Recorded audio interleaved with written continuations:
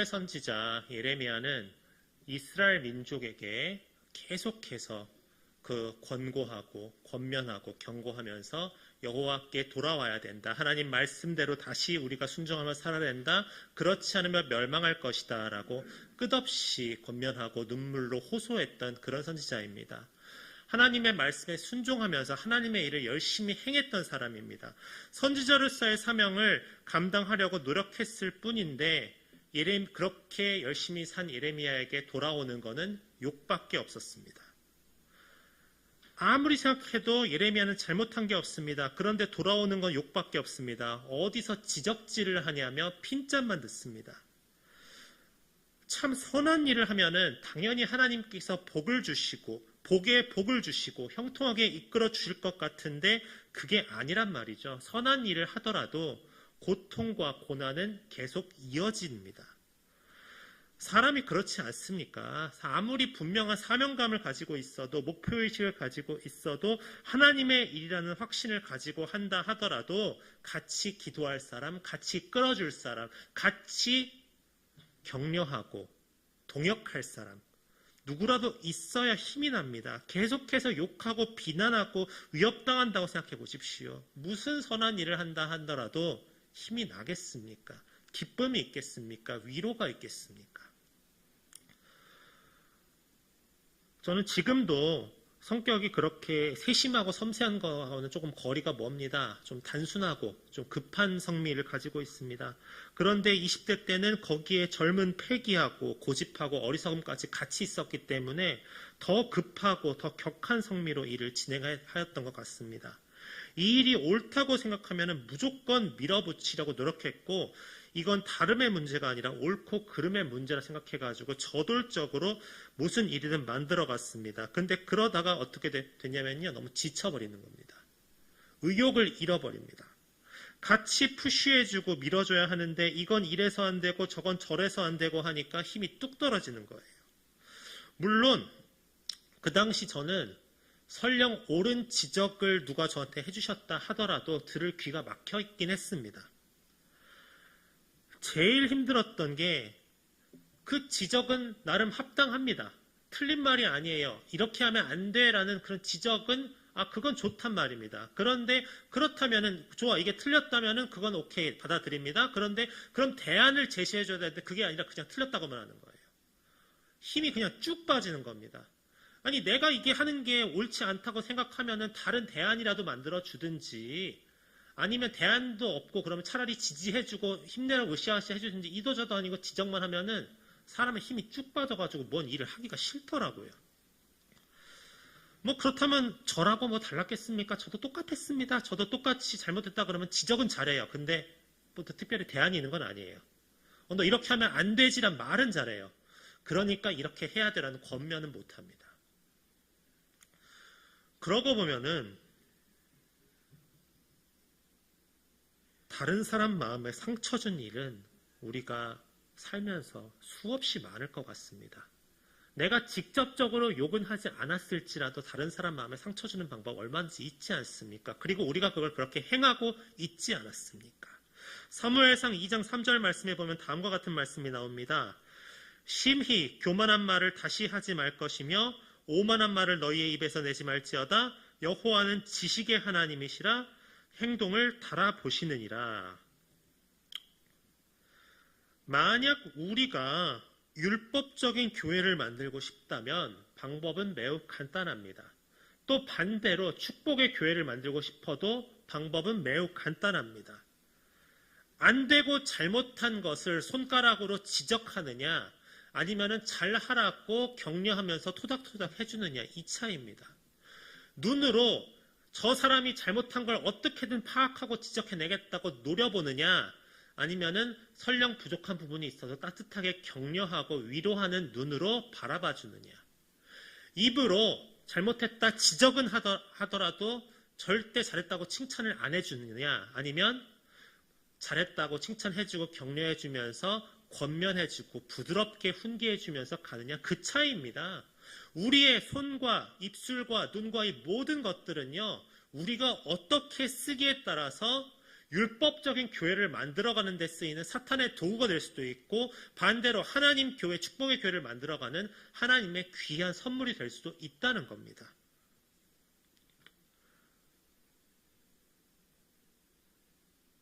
안 되고 잘못된 것을 지적하기는 쉬운데 그것을 잘 되게 하기 위해서 헌신하기는 어렵습니다. 왜냐하면 지적하는 곳에는 교만함이 지배하기 때문입니다. 교회만 그렇겠습니까? 가정도 마찬가지입니다. 서로의 허물과 약함을 지적하는 가정일수록 절대 평화로울 수가 없습니다. 경직돼 있습니다. 교만함이 차 있습니다. 내 남편은 도대체 왜 저럴까? 내 아내는 도대체 왜 저럴까? 불평과 불만이 가득합니다. 그러나 그렇게 서로 지적하고 손가락질하고 서로의 흠집만 바라보고 쳐다보고 말을 한다면은 하나님 나라를 이뤄가는 꿈을 함께 꿔갈 수가 없습니다. 그 가정이 함께 나아갈 수가 없다는 거예요. 교회가 되었든 가정이 되었든 율법이 지배하는 곳은 지적하는 손과 입술이 중심이 됩니다. 그러나 고맙습니다. 사랑합니다. 미안합니다. 등의 은혜에서 시작되는 따뜻한 가슴의 언어가 있는 곳, 따뜻한 격려의 손길이 있는 곳에는 화목함이 있고 평안함이 있고 그곳에 하나님 나라가 세워진다는 겁니다. 이런 표현과 고백은 은혜를 깨달은 따뜻한 사람들에게서 나옵니다. 거기에 생명과 기쁨과 회복이 있다는 거예요. 요한복음 15장 12절 말씀해 보면 이렇게 나와 있습니다. 내 계명은 곧 내가 너희를 사랑한 것 같이 너희도 서로 사랑하라 하는 이것이니라. 예수님께서 말씀하신 가장 중요한 가르침이 무엇입니까? 서로 사랑하라는 말씀입니다. 은혜는 보이지 않는 섬김의 따뜻한 손에서 시작되는 것입니다. 그 따뜻한 사랑을 받은 사람들의 감사가 이곳저곳에서 흘러나오는 곳이 은혜로운 교회입니다. 저는 우리 성북중앙교회가 율법적인 교회가 아니라 축복의 교회, 은혜의 교회가 되었으면 좋겠습니다. 우리가 잘못했다고 지적하는 것은 쉽습니다. 그런 것은 세상 어디에도 쉬워요. 그러나 항상 따뜻하게 위로해주고 격려해주고 잘 되게 하려고 노력하는 곳은 그리 많지 않습니다. 저는 그 몇 안 되는 많지 않은 교회가 바로 우리 성북중앙교회가 되기를 원합니다. 결코 우리가 완전하기 때문에 이루어갈 수 있는 게 아니에요. 우리는 항상 불완전합니다. 우린 죄인입니다. 우리는 부족함이 있습니다. 하지만 나의 부족함을 알고 상대방에게 위로해주고 격려해주고 고마워해주는 그런 마음이 있어야 된다는 겁니다. 거기에서부터 아버지의 은혜가 시작되는 거예요. 지적할 곳은 얼마든지 있습니다. 상대방의 허물을 물어뜯는 곳은 얼마든지 있습니다. 당장 TV만 틀어봐도 얼마든지 서로의 잘못을 지적하고 흉보는 단체가 수없이 많지 않습니까? 서로에게 예수님께서 말씀하신 그 가르침대로 서로 사랑하고 섬기는 곳, 그곳이 바로 우리 교회가 되길 소망합니다. 교회는 은혜가 있어야 되는 곳이라고 우리는 말합니다. 서로를 품으며 약함을 세우는 가운데 은혜와 영성으로 서로를 세우는 교회가 되어야 되지 않겠습니까? 은혜가 넘치는 교회가 되려면 엄청난 희생이 있어야 됩니다. 엄청난 헌신이 모아져야 됩니다. 그런 사랑을 나누어 줄 수 있는 곳이 되어야 합니다. 은혜가 있는 교회가 되기 위해서는 은혜를 받으려는 사람보다 그 은혜를 주기 위해 헌신하고 그 은혜를 나누어 주려고 노력하는 사람들이 많았을 때 비로소 은혜의 교회가 되는 겁니다. 다 나누어 주긴 싫어하고 받기만 한다면은 그건 은혜의 교회가 될 수가 없어요. 내 욕망이 지배하는 교회죠. 예레미야는 하나님 말씀에 계속해서 순종하였습니다. 하지만 세상적으로 봤었을 때 실패입니다. 그 말을 듣고 변화되는 사람보다 그 말을 듣고 조롱하는 사람이 더 많았으니까요. 그 말을 듣고 위협하는 사람이 더 많았으니까요. 심지어 잡아 가두기까지 했으니까요. 세상적으로 봤었을 때 예레미야의 헌신은 실패입니다. 그렇다면 원망의 마음이 들지도 모르지 않겠습니까? 예레미야가 뭐 하고 싶어서 그랬냔 말입니다. 예레미야가 욕을 먹고 싶어서 그랬냔 말입니다. 이 나라가 망하는 꼴을 보고 싶어서 그런 예언을 하고 다녔겠냔 말입니다. 예레미야 또한 유다가 망하는 걸 절대 원치 않았던 사람입니다. 예레미야는 어떻게든 유다를 살리고 싶은 마음에 하나님 말씀에 순종한 것 뿐입니다. 오늘 본문 16절에 보면 이런 구절이 있습니다. 나는 목자의 직분에서 물러가지 아니하고 주를 따라 싸우며 재앙의 날도 내가 원하지 아니하였음을 주께서 하시는 바라 내 입술에서 나온 것이 주의 목전에 있나이다. 그렇습니다. 재앙의 날, 예레미야는 재앙의 날을 원한 사람이 아니에요.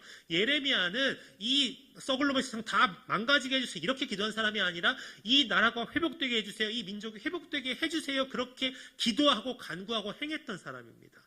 예레미야는 많은 사람들이 야망과 욕망에 지배되어 목자가 되었다가 자기들에게 합당한 것 이상의 딴 일을 하고 하나님을 기쁘시게 하기 위한 일을 돌아보지 않는 것을 보았습니다. 쉽게 말해서 하나님의 말씀을 전하겠다고 선지자들이 수없이 나섰건만 딴 길로 곁길로 새나갔던 목자들이 너무나 많은 것을 예레미야가 봤단 말이에요. 그렇기 때문에 예레미야는 자기가 그런 사람이 안 되려고 노력하였습니다. 목자라는 것은 자기들이 좋다고 생각하는 것은 무엇이든지 선포할 수 있는 권세를 가진 자가 아닙니다. 자기의 마음에 떠오르는 대로 말하는 것이 아니라 하나님으로부터 받은 것만 얘기해야 됩니다. 내 생각과 내 어떤 견해를 주장하는 것이 아니라 말씀에 의거하여 하나님 말씀이 기준이 되는 것만 말해야 된다는 소리입니다. 그래서 항상 말씀을 중심으로 얘기가 되었을 때 비로소 하나님 앞에 바로 선 말씀입니다.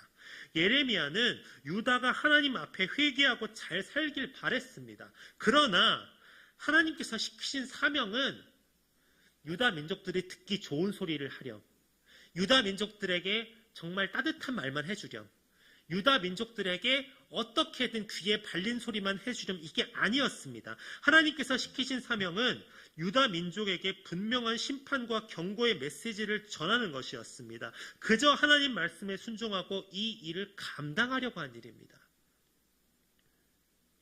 내가 욕먹을 거 뻔히 알아요. 내가 이런 얘기하면 안 좋아할 거 뻔히 압니다. 그러나 하나님께서 시키신 일은 해야 하는 거예요. 우리가 이게 반대가 되면 안 됩니다. 꼭 얘기하고 지적해야 될 상황에서는 눈치 보느라고 말 못하면 안 되는 거고요. 반대로 좀 위로하고 품어줘야 되는데 지적해서는 안 되는 겁니다. 아버지의 은혜가 그렇게 옛날에 저처럼 단순하게 살면 안 된다는 거예요.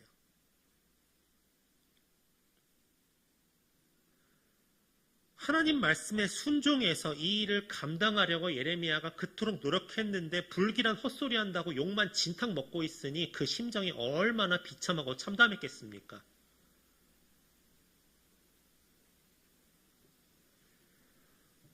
이번 명절에 물론 이제 선교 다녀오신 분들은 그곳에서 사명 감당하시느라 조금 이제 좀 미뤄지셨거나 아니면 미리 하고 오셨겠지만은 부모님들하고 이제 자식들하고 오랜만에 다 같이 만나는 시간 가지셨을 거라 믿습니다.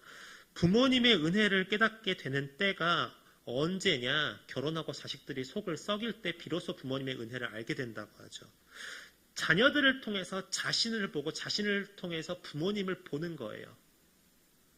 자신이 얼마나 철부지였는지 이기적이었는지 알게 되면은 그것을 다 받아주시고 그것을 품어주신 부모님의 은혜를 비로소 느끼게 된다는 겁니다. 내가 체감하는 거예요. 글로는 다 알죠. 배워서 알죠. 부모님의 은혜 얼마나 큰지 노래로도 알아요. 하지만은 내가 체감하는 순간은 자녀들이 내 말을 안 듣고 내 속을 썩일 때부터 비로소 내 감정으로 체감한다고 합니다. 부모님도 굳이 어린아이의 고집과 화를 받고 싶으셨겠습니까?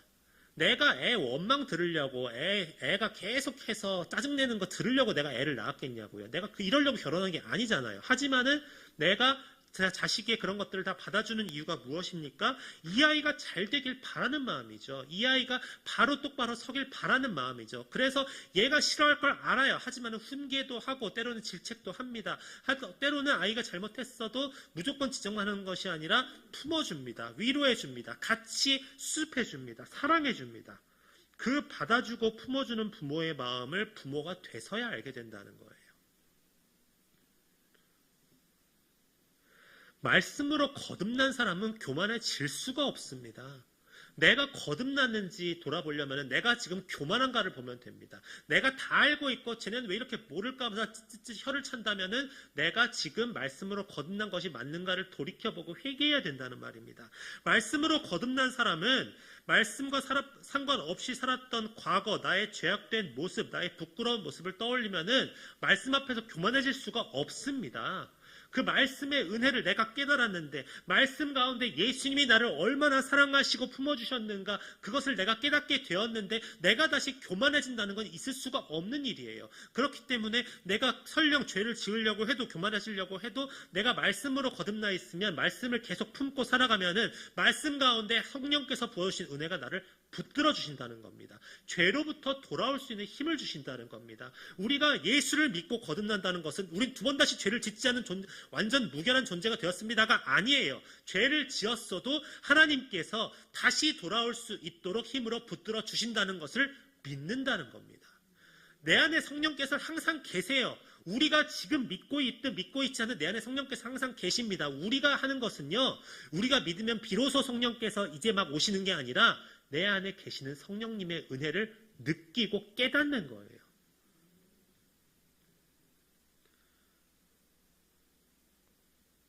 그렇게 살지 않기 위해서 말씀의 내용이 삶으로 이어지길 소망하는 겁니다. 말씀의 내용이 내가 오늘 읽고 덮어버리고 책장 속에 꽂아놓고 다시 안 읽는 책의 내용처럼 되는 것이 아니라 그 말씀의 내용이 내 행함으로 이루어질 수 있기를 소망하면서 우리가 예배를 드리고 찬양을 하고 기도할 수 있어야 하는 겁니다. 삶 안에서 기도의 열매를 만들어가야 하는 겁니다. 만약 말만 풍성하고 삶으로 이어지지 않는다면은 우리는 형식적으로 신앙생활을 하고 있는 게 아니겠습니까? 내가 말씀으로는 수없이 많은 구절을 읽어요. 내가 하루에 몇 시간 기도한다 얘기할 수 있어요. 하지만 내 행함으로 이어지지 아니하면 그건 읽고 끝난 거예요. 쇠귀의 경읽기가 진짜로 소 귀에다가 경을 읽는 것만 쇠귀의 경읽기입니까? 내가 읽고 내가 행하지 않으면 우리도 소예요. 우리도 쇠귀의 경읽기 하는 겁니다. 우리는 항상 나의 신앙생활을 점검하고 하나님 앞에 회개해야 합니다. 하나님께서 우리를 하나님의 백성으로 삼으시고 우리 각자에게 맡겨주신 크고 작은 사명들이 있습니다. 그 사명을 충성스럽게 감당하는 가운데 어려운 일을 만났을 때도 서로 지적하고 서로 불평하는 것이 아니라 서로 사랑하고 섬길 수 있는 것, 그것이 아버지의 은혜 아니겠습니까? 그것이 우리가 기도의 자리를 소중하게 여기는 이유 아니겠습니까? 기도 가운데 부어주시는 아버지의 은혜가 있기 때문에 우리가 기도하는 것이 아니겠습니까? 우리의 기도가 삶으로 이어져 열매를 맺음으로 하나님께 영광이 되는 삶을 살 수 있기를 소망합니다. 마태복음 4장 17절에 나오면 이렇게 말씀하십니다. 이때부터 예수께서 비로소 전파하여 이르시되 회개하라 천국이 가까이 왔느니라 하시더라. 예수님께서 광야에서 40일간의 금식 기도를 마치시고 마귀의 3가지 유혹에서 벗어나신 뒤에 말씀하신 회개하라 천국이 가까이 왔다. 이는 은혜의 시간이 다가왔으니 너희가 보혈의 은총으로 인해 구원을 받지 못했다면, 그리스도를 믿지 않았다면 은혜를 받을 수 없는 죄인임을, 은혜를 깨달을 수 없는 죄인임을 깊이 깨달으란 말입니다. 왜 우리가 죄를 깨달아야 합니까? 죄를 깨달아야 하나님의 은혜가 얼마나 큰지 보이기 시작하기 때문입니다. 은혜는 받는 사람의 입장에서는 큰 기쁨이죠. 큰 감사죠. 그러나 은혜를 주시는 하나님의 입장을 생각해 보십시오. 은혜를 주시는 하나님 입장은 하나밖에 없는 아들을 내어주시어 십자가에 매달아 죽이시는 헌신이고 고통입니다. 우리가 계속 은혜를 내려주시옵소서 하기 전에 하나님께서 어떠한 마음으로 우리에게 은혜를 주셨는지 생각해 봐야 된다는 거예요. 하나님은 정말 큰 대가를 치르시고 우리에게 은혜를 주셨습니다. 우리는 정말 너무나 쉽게 줄 수 있는 사탕처럼 은혜를 간구하지만은 하나님께서는 정말 2번 다시는 지불할 수 없는 가장 귀한 것으로 지불하고 우리에게 주신 은혜란 거예요. 가볍지가 않습니다. 아버지의 은혜는 결코 가볍지 않습니다. 그렇기에 하나님께서 우리에게 주신 은혜, 아버지의 은혜는 값싼 은혜가 아닙니다. 생명을 희생한 정말 귀한 은혜입니다. 믿음은 내 의를 자랑하는 것이 아니라 하나님이 주신 은혜를 자랑할 수 있어야 합니다. 그것이 은혜입니다. 내가 자랑할 수 있는 것, 그것은 하나님께서 이토록 나를 사랑하신다는 것, 그것입니다. 여러분은 우리 교회를 다른 사람들에게 혹시 자랑한다면 무엇을 자랑하고 싶으십니까? 이렇게 여기 주변에 제가 주변을 모욕할 생각은 전혀 없지만 정말 주변에 뭐가 없지 않습니까? 뭐가 큰 놀이터가 있어서 애들이 끊임없이 모여들긴 하나요? 아니면은 정말 엄청난 맛집이 있어가지고 줄 서는 맛집이 하나 있긴 하더라고요. 그러나 어쨌든 주변에 우리 환경이 그렇게 썩 주거 지역도 아니고 여유롭지는 못합니다. 그런 와중에서 우리 성북중앙교회를 여러분들은 다른 분들에게 우리 교회는 이런 교회라고 자랑한다면 무엇을 자랑하시겠습니까? 이렇게 교회가 잘 성장할 거리나 환경이 이렇게 부족한 곳에서 세워지고 지금까지 온 성북중앙교회가 자랑할 것이 무엇입니까? 우리가 자랑할 것은 오직 아버지의 은혜입니다. 하나님께서 정말 귀한 은혜를 내려주셨는데 그것을 깨닫고 믿고 섬기고 살아가는 교회가 우리 교회다. 우리는 아버지의 은혜를 아는 교회다. 우리가 자랑할 것은 그것밖에 없습니다. 다른 어떤 것도 자랑할 게 없습니다. 아버지의 은혜가 전부이기 때문입니다. 아버지의 은혜가 지금까지 이 교회를 세워 오셨고 지금 세워가고 계시고 앞으로도 세워 나가실 유일한 것이기 때문입니다. 아버지의 은혜를 우리 심령 속에 깊이 묵상함으로써 앞으로도 아버지의 은혜를 자랑하고 살아갈 수 있는 우리 성북중앙교회 성도님들 되시기를 주님의 이름으로 간절히 축원합니다. 기도하겠습니다.